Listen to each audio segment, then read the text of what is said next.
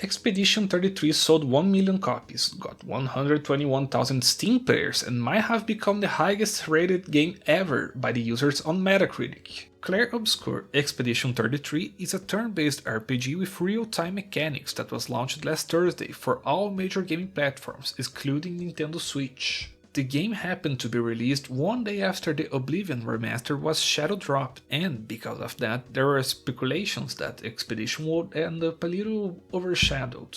Well, that didn't happen, and it looks like things are going very well for the game. The day after Expedition launched, it was announced that the game sold 500,000 copies, and yesterday, 3 days after the launch, it was announced that it sold 1 million copies. But not only in numbers of sales the game is performing well. Yesterday, on the first Sunday after the launch, Expedition managed to achieve an all-time peak of more than 121,000 players on Steam. A very impressive number for its genre, higher than, for example, the one that Metaphor ReFantazio has got. And let me remind you that Metaphor was considered one of the best games of 2024, and even was one of the candidates for the Game of the Year awards. What makes everything more impressive is the fact that Expedition was a day one release on Game Pass, a factor that could result in lower Steam player numbers. Maybe did lower that, but still a very considerable amount of players. And if all that wasn't enough, the game managed to achieve an impressive 9.7 user score on Metacritic.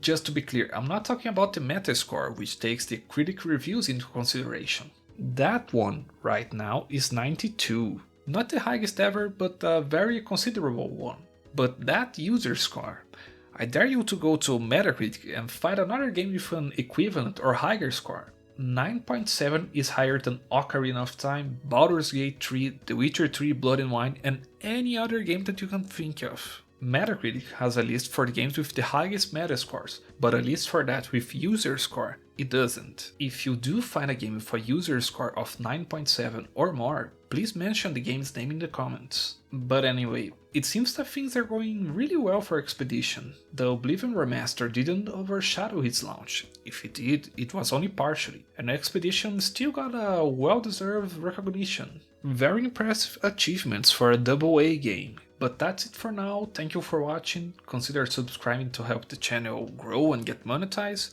Thanks again, you're on English Game News and I see you next time.